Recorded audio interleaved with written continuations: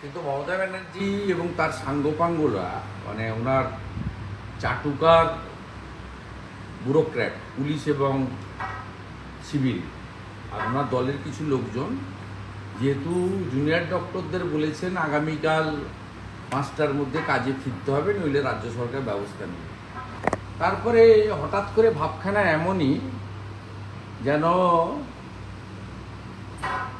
বিরাট একটা জয় পেয়ে গেছে, 3/4 মেজরিটি নিয়ে আবার জিতলেন, বা 42টা লোকসভায় জিতে গেলেন, বা 294টা বিধানসভাতে জিতলেন, রেকর্ড করলেন। এমন একটা ভাব উচ্ছ্বাস, এতে আমার খুব খারাপ লেগেছে যে মানুষের একটা হুঁশ নেই। একটা প্রতিভাবান তরুণী তার মৃত্যুতে এত অসংবেদনশীল হতে পারে এই রাজ্যের মুখ্যমন্ত্রী, যিনি নিজেও একজন মহিলা, ভাবা যায় না।